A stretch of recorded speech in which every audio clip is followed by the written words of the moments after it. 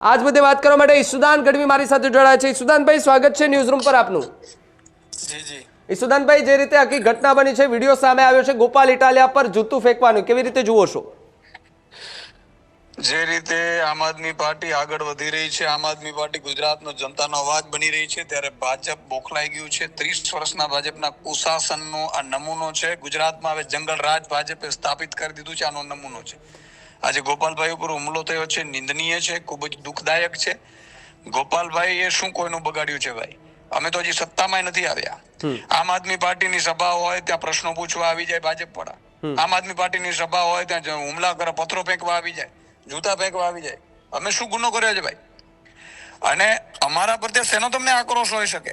એનો અર્થ એ થયો કે ભાજપને કાં તો રાજ્ય ચલાવતા નથી આવડતું તો હર્ષ સંઘવી રાજીનામું આપી દેવું જોઈએ, અને કાં તો આ ભાજપ ખેલ કરાવડાવે છે। ભાજપ કરાવડાવે છે એટલા માટે કહું છું, કેમ ભાઈ મુખ્યમંત્રી અમિત શાહ કે નરેન્દ્ર મોદી ઉપર જૂતા નથી ફેંકાતા ભાઈ? કેમ હુમલા નથી થતા? પણ ઈશુદાનભાઈ, ભાજપ એવું કહે છે કે જો સાબિત કરી દે આમ આદમી પાર્ટી કે કોઈ ભારતીય જનતા પાર્ટીનો માણસ હતો તો અમે કાર્યવાહી કરીશું। એમ નહીં તો કાર્યવાહી શેની કરે છે? તો સરકાર કોની છે? સરકાર જ કાર્યવાહી કરવાની હોય છે, પોલીસ કેની છે ભાઈ? હું એમ કહું છું, પોલીસ બાજુમાં ઊભી છે અને હુમલા થાય, પોલીસને ખબર ન હોય ભાઈ? કેમ અમારા ઉપર હુમલો થાય? કેમ નરેન્દ્ર મોદી ઉપર હુમલો નથી થતો ભાઈ? તો ગોપાલ ઇટાલિયાએ થોડા સમય પહેલા હુમલો કર્યો તો યોગ્ય હતો? ક્યાં પેલા પ્રદીપસિંહ પર હુમલો કર્યો તો જે જૂતું ફેંક્યું હતું? નહીં, એને તો સરકારની સામે સવાલ કર્યા હતા ભાઈ, અમે સરકારમાં છીએ। પણ તો જૂતું થોડું ને ફેંકાય ઈશુદાનભાઈ? એમ નહીં, હું તમને ઈ કહું છું કે સરકારમાં કોણ છે ભાઈ? સરકારની સામે રોષ હોઈ શકે છે, અમે થોડા સરકારમાં છીએ। ઈશુદાનભાઈ, એ યોગ્ય હતું હા કે ના? ખાલી આ મારી વાત તમે સાંભળો। જે ગોપાલભાઈ ઉપર હુમલા થાય છે, મને પ્રશ્ન પૂછવામાં આવે છે, મને પ્રશ્ન ગોપાલભાઈને પ્રશ્ન પૂછાવવામાં આવે, અમે ક્યાં સત્તામાં છીએ પ્રશ્ન પૂછો ભાઈ? અને પ્રશ્નો ચલો અમે જવાબ આપવા તૈયાર છીએ, તો તમે 30 વર્ષનો જવાબ આપો ને। 30 વર્ષમાં ગુજરાતને લૂંટ્યું છે, ખેડૂતો લૂંટાઈ રહ્યા છે, મહિલાઓ અત્યારે બિચારી મોંઘવારીમાં પરેશાન છે, પરિવારો સુસાઇડ કરી રહી છે, આખા પરિવારો મૃત્યુમાં માંગી રહ્યા છે, અને એની જગ્યાએ ભાઈ હુમલા કરાવડાવે છે હર્ષ સંઘવી રાજીનામું આપી દેજો, જેનાથી ગુજરાત ચલાવાતું ન। પણ કેવી રીતે તમે કહી શકો કે હર્ષ સંઘવીએ હુમલો કરાવ્યો આપના નેતા પર? પોલીસ કોની છે? કોની પોલીસ છે? કોની પોલીસ છે? પોલીસ કોઈ બીજાની નથી કઈ, હર્ષ સંઘવીની જવાબદારી છે। ગૃહમંત્રી તરીકે એને શપથ લીધા છે, એનાથી ગુજરાત નો સંભાળાતું હોય, અથવા તો કાં તો અમારા ઉપર હુમલા કરાવડાવે છે, અથવા તો એને ગુજરાત ચલાવતા આવડતું નથી, જંગલ રાજ પ્રસ્થાપિત થઈ ગયું છે। જો જંગલ રાજ પ્રસ્થાપિત થઈ ગયું તો એને રાજીનામું આપી દેવું જોઈએ। પણ ઈશુદાનભાઈ, જે 7 વર્ષ પહેલાની જે ઘટના એ તમને પણ ખબર છે ને, તમને પણ યાદ હશે? સરકારની સામે રોષ હોઈ શકે છે, પણ તો જૂતું ફેંકવું એ પણ યોગ્ય નતું ને? કારણ કે જો એક કહેવત છે ઈશુદાનભાઈ કે જેસી કરની વેસી ભરની, જ્યારે ગોપાલભાઈએ જૂતું ફેંક્યું ત્યારે સામે મિનિસ્ટર હતા, આજે ગોપાલભાઈ પર ફેંકાયું ત્યારે ગોપાલભાઈ ધારાસભ્ય હતા ને? ધારાસભ્ય બન્યા એનો અર્થ થયો કે તમે એક સિમ્પલ વિચારો, જે પણ આ જૂતું ફેંકવામાં આવે છે કે પથ્થરો ફેંકવામાં આવે છે કે હુમલાઓ કરવામાં આવે છે, ગુજરાતની જનતાનો અવાજ દબાવવાની કોશિશ છે। પણ અમે ગુજરાતની જનતાને કહેવા માંગીએ છીએ કે તમારા માટે અમે લડવા નીકળ્યા છીએ, અમે ડરીશું નહીં। આવા હુમલાઓ ભાજપ કરાવતી રહેશે, અમે અડીકમ ઉભા રહેવાના છે। જી ઈશુદાનભાઈ, જી ઈશુદાનભાઈ, ખૂબ ખૂબ આભાર જોડવા બદલ। તો ઈશુદાન ગઢવીના ગંભીર આરોપ અત્યારે સરકાર પર જોવા મળી રહ્યા છે। જે આ ઈશુદાન ગઢવીએ સરકાર પર ગંભીર આરોપ લગાવ્યા છે કે ભારતીય જનતા પાર્ટીના કોઈ માણસ આવીને ત્યાં જૂતું ફેંકી જાય, પરંતુ એનો જવાબ ન આપ્યો કે પછી જે હર્ષ સંઘવી પર ગંભીર આરોપ, પણ એમણે એ જવાબ ન આપ્યો કે જ્યાં પ્રદીપસિંહ પર જે જૂતું ફેંકાયો હતો એ વાત યોગ્ય હતી કે કેમ? આ વાતનો જવાબ આમ આદમી પાર્ટીના કોઈ નેતા પાસે હોય તો એ પણ આપે। આ સૌથી મોટા સવાલ જે છે તે અહીંયા ઉભા થઈ રહ્યા છે। મનોજ સોરઠિયાની જો પ્રતિક્રિયા આવી હોય તો એ પણ આપણે દર્શકોને સંભળાવીએ કે તેમણે આ કાર્યક્રમને લઈને શું વાત કહી હતી। જાણવા મળ્યા પ્રમાણે આજે જામનગરની અંદર ગોપાલભાઈ ઇટાલિયાની સભામાં કેટલાક અસામાજિક તત્વોએ સભા ઉપર પથ્થરમારો કર્યો છે। આ ખૂબ જ નિંદનીય અને બહુ હલકી કક્ષાનું કૃત્ય છે।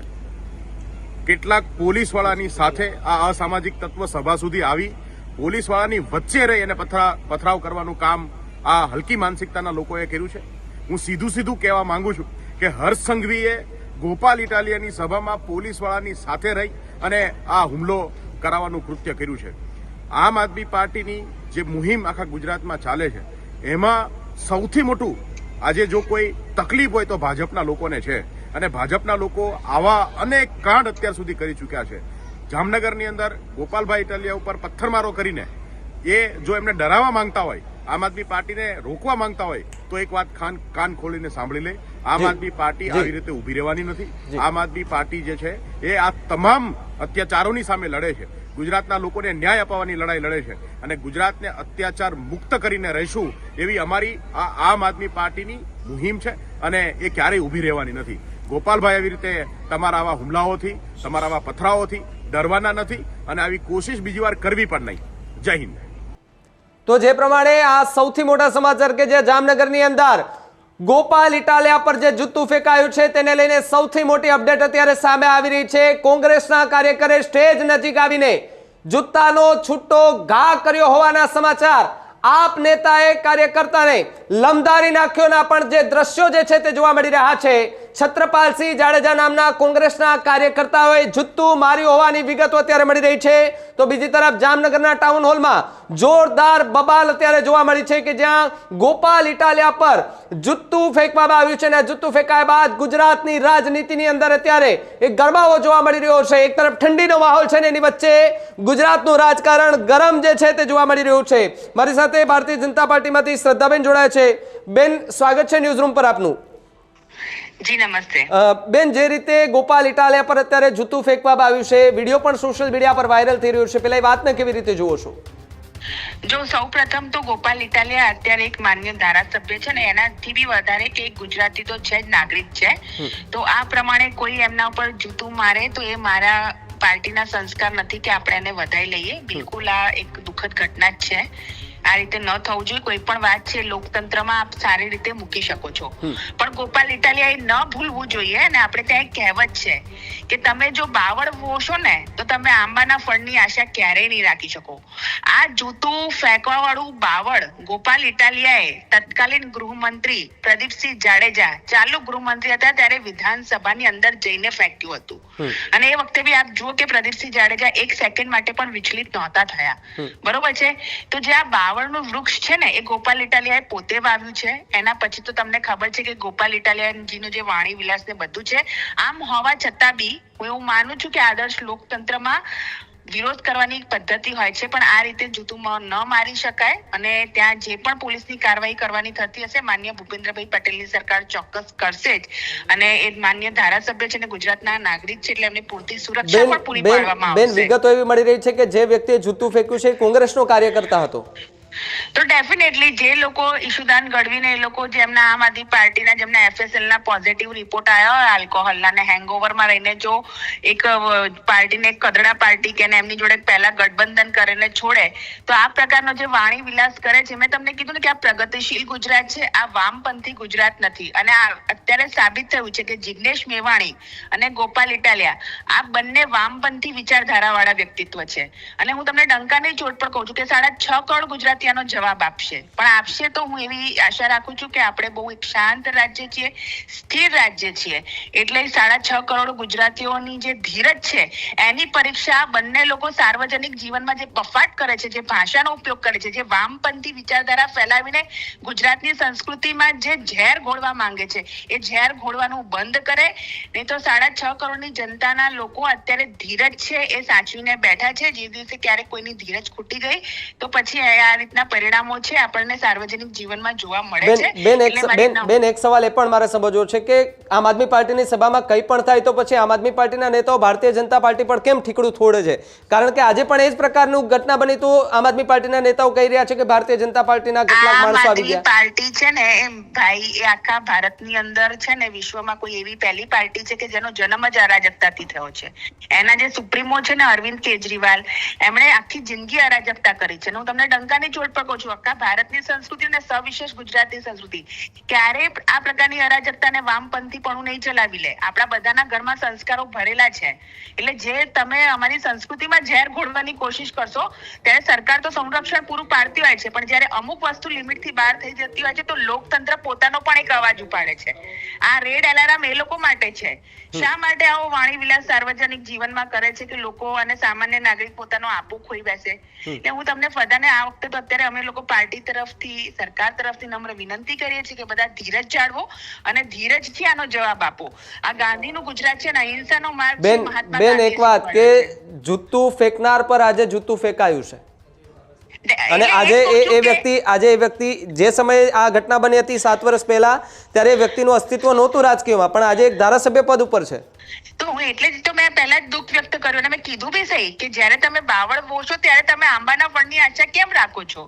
આ ગોપાલ ઇટાલિયાએ પોતે જે વાવડ જે ઝેર બોળ્યું છે એટલે વ્યક્તિગત રીતે એમને બેન ગોપાલ ઇટાલિયાને ઝાકરો સમજો છો? આ નહીં, સાંભળો, જાકારો છે કે એ છે તો બધું જનતા જનાર્દનનો નિર્ણય છે. જો ભાઈ, બરોબર છે, લોકતંત્રની અંદર જે કોઈ જનાર્દન છે તો એ જનતા છે, એ અમારી પાર્ટીના સંસ્કાર છે ને અમે આજે પણ માનીએ છીએ. અને અમારા માટે સેવા એ જે છે, સત્તા એ સેવાનું માધ્યમ છે. અમને હંમેશા સત્તા જોઈએ છે, પણ અમારો ભાવ સેવા કરવાનો છે. અમારો ભાવ આ દેશને અને આ રાજ્યને ઉચ્ચતમ જગ્યા પર વિકાસ ઉપર લઈ જવાનો છે. પણ જે રીતે આ પ્રકારની અરાજકતા જે અત્યારે ગોપાલ ઇટાલિયાજી, જિગ્નેશ મેવાણાજી, તો બંનેને ભાઈ અને બંનેના માન્ય ધારાસભ્ય કહું છું ને, અત્યારે બી થયું છે એ ખોટું જ થયું છે એવું અમે કહી રહ્યા છીએ. અમે એને ગુજરાતનો દીકરો બી છે, નાગરિક તરીકે બી અને ધારાસભ્ય તરીકે આવું ન થવું જોઈએ. પણ હું એવી બી બંને પાસેથી અપેક્ષા રાખું છું કે સાર્વજનિક જીવનમાં ગુજરાતની જે જનતા છે એના આવા સંસ્કારો નથી. એટલે અમારી જે સંસ્કારી જે આખી ગુજરાતી જે ગરવી ગુજરાત છે એને સંસ્કૃતિને જાળવી એ લોકો વાણી વ્યવહારને વર્તન કરે તો વધારે સારું. જી બેન, ખૂબ ખૂબ આભાર જોડાવા બદલ. તો જે રીતે શ્રદ્ધાબેને ખૂબ મોટા ગંભીર આરોપો પણ લગાવ્યા છે અને સાથે જે ઘટના બની છે તે ઘટનાને લઈને તેમણે વાત કરી છે. આજ મુદ્દે વાત કરવા માટે કોંગ્રેસ નેતા લલિત વસોયા અમારી સાથે જોડાયા છે. લલિતભાઈ, સ્વાગત છે ન્યૂઝરૂમ પર આપનું. લલિતભાઈ, જે રીતે ગોપાલ ઇટાલિયા પર આજે જૂતું ફેંકવામાં આવ્યું છે અને એવી વાત સામે આવી રહી છે કે કોંગ્રેસના એક કાર્યકર્તા નેતા હતા કે તેમણે જૂતું ફેંક્યું છે. મેં પણ મીડિયાના માધ્યમથી આ વસ્તુ જાણી છે. ખરેખર જો કોંગ્રેસના કાર્યકર્તાએ જૂઠું ફેંક્યું હોય તો ગુજરાતની જે રીતે અત્યાર સુધી સાલસ રીતે અને સંસ્કૃતિની રીતે ગુજરાતના જે સંસ્કારો હતા એ મુજબ શાંત રાજનીતિ હતી, પરંતુ આમ આદમી પાર્ટીની ગુજરાતમાં એન્ટ્રી થતા ક્યાંક ને ક્યાંક રાજકીય વાતાવરણ ગોળાનું છે અને એને કારણે આ થઈ કોઈ ખરેખર જો આ બનાવ માં સત્યતા હોય તો હું એની નિંદા પણ કરું છું. અને સાથે સાથે મારે કેવું છે કે ગુજરાતની અંદર પ્રદીપસિંહ જાડેજા ઉપર જૂતું ફેંકવાની શરૂઆત આજ ગોપાલ ઇટાલિયાએ કરી હતી. એટલે મારી દ્રષ્ટિએ તો જેસી કરણી વેસી ભરણી, પણ રાજકીય માણસોએ થોડો રાજકારણની ગરિમા જળવાઈ, ગુજરાતની ગરિમા જળવાઈ એ રીતે ખરેખર રાજનીતિ કરવી જોઈએ. અને આ બનાવની હું ટીકા કરું છું. એ ટીકા એટલા માટે કરું છું કે આપણા ગુજરાતની રાજનીતિમાં આવી વસ્તુ બને એ વ્યાજબી નથી. લલિતભાઈ, આ જે ઘટના બની છે આજથી 7 વર્ષ પહેલા પણ આ જ પ્રકારની ઘટના કે જેમાં જૂતું ફેંકનાર ગોપાલ ઇટાલિયા હતા, પરંતુ આજે જે ઘટના બની છે એમાં જૂતું ખાનાર ગોપાલ ઇટાલિયા નીકળ્યા છે, જૂતું ફેંકનાર નહીં. હા, પણ મેં કહ્યું ને કે ભાઈ જે રીતે આપણે હમણાં જે ગઈ ચૂંટણીમાં ગઠબંધનમાં પણ હતા, આમ આદમી પાર્ટી અને કોંગ્રેસ ગઠબંધનમાં પણ હતી, ઘણું બધું શીખવા મળ્યું હશે ત્યારે કદાચ.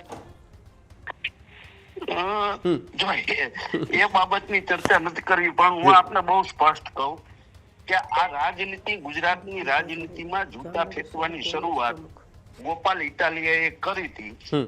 એ સિલસિલો અત્યાર સુધી જળવાણો છે. ખરેખર ટીકા પાત્ર છે. ગોપાલભાઈએ કહ્યું હતું ત્યારે પણ અમે ટીકા કરી હતી ને આજે પણ આ જે બનાવ બન્યો છે એની હું ટીકા કરું છું. પણ આની શરૂઆત, શુભ શરૂઆત અને લોકોને શીખવાડવાનું, કાર્યકર્તાને શીખવાડવાની શરૂઆત તો ગોપાલ ઇટાલિયાએ કરી છે. એટલે ક્યાંક જોઈએ તો વેસી કરણી વેસી ભરણી એને કર્યું છે ને એને ભોગવું. અને આમાંથી બીજા રાજકીય માણસોએ બોધપાઠ લેવો જોઈએ. કોઈની સભામાં જઈ અને ખલેલ પહોંચાડવી, કોઈને ખોટા પ્રશ્નો પૂછવા, કોઈની સભા વીખવાનો પ્રયત્ન કરવો, એ આજે એ કરે છે તો કાલ સામેની વ્યક્તિ પણ કરવાની છે. એટલે ખોટો ચીલો પડી રહ્યો છે એવું હું માનું છું. જી લલિતભાઈ, ખૂબ ખૂબ આભાર જોડાવા બદલ. તો જે રીતે લલિત વસોયાએ પણ આજે ઘટના બની છે તેને લઈને પ્રતિક્રિયા આપી છે અને ઓનલાઈન પર એમણે અમારી સાથે વાત કરી છે. ગંભીર આરોપો આમ આદમી પાર્ટી પર પણ જે છે તે લગાવ્યા છે. જામનગરથી દિગુભા જોડાયા છે મારી સાથે, કોંગ્રેસ નેતા. દિગુભા, સ્વાગત છે ન્યૂઝરૂમ પર આપનું. હેલો, અવાજ આવે છે મારો આપનો? હાજી, બોલો બોલો સાહેબ. દિગુભા, જે રીતે વિડીયો સોશિયલ મીડિયા પર વાયરલ થયો, ગોપાલ ઇટાલિયા પર જૂતું ફેંકાયું, સમાચાર એવા છે કે કોંગ્રેસનો કાર્યકર્તા, શું તમારો કોઈ કાર્યકર્તા હતો? કાર્યકર્તાઓ તો કોંગ્રેસમાં ઘણા બધા છે, વિચારધારા હોય કોઈ હોદ્દા ઉપર નથી આ ભાઈ. અને હું ખાસ કેવું કે આજે ગોપાલભાઈને જામનગરની પ્રજા કયો કે જનતા કયો કે યુવાનો કયો એને જાકારો આપ્યો છે. ખાસ કરીને જે રીતે આજે ઈમાનદાર પાર્ટીની વાત કરતા હોય આ લોકો કે ઈમાનદાર પાર્ટી અમારી, તો આજે જે લોકો જે કોંગ્રેસે જે લોકોને સસ્પેન્ડ કર્યા હતા લોકસભા વખતે, એવા લોકોને આ પાર્ટી લેવા નીકળી હોય એનો ઇતિહાસ પણ ગોપાલભાઈએ જાંચવો જોઈએ, વાંચવો જોઈએ, જોવો જોઈએ કે કેટલા બધા ગુનાહિત કૃત્યો સાથે જોડાયેલા છે આવા વ્યક્તિઓ. એને જો મહત્વ પાર્ટી દે તો ક્યાંક ને ક્યાંક જામનગરની આ વ્યક્તિ જે જૂતું ફેંકનાર દિગુભાઈ જે વ્યક્તિ છે કોણ છે ખરેખર? એ અમારા રાજપૂત સમાજના એક આગેવાન છે, સારા રાજપૂત સમાજના કાર્ય પણ અહીંયા કરે છે. ત્યારે જયારે મને ખબર પડી અને અત્યારે અમે સમાજ અમારું રાજપૂત સમાજ અહીંયા આવે બધું ભેગું થયું છે કે જે તે સમયે એમની વાત એવી છે, સ્ટેટમેન્ટમાં પણ એને કીધું છે, અહીંયા પોલીસને લખાવે છે કે પ્રદીપસિંહ જાડેજા ઉપર ગોપાલભાઈએ જે તે સમયે જૂતું ફેંક્યું હતું, એના માટે થઈને મેં આ કહ્યું. એટલે પ્રદીપસિંહ ઉપર જૂતું ફેંકાયું એનો બદલો લીધો છે એને? હા, એવું સ્ટેટમેન્ટ એમને પોલીસને આપ્યું છે ત્યારે મને ખબર છે ત્યાં સુધી. જી જી. અને કોંગ્રેસની વિચારધારા વાળા વ્યક્તિ છે, તમારું માનવું એવું છે? હા, 100%. એમાં તો વિચારધારાનો કોઈ નાઈ ના પડી શકે ને, બે હોદ્દા ઉપર નથી. જી જી જી જી. આભાર દિગુભાઈ જોડાવા બદલ. તો જે રીતે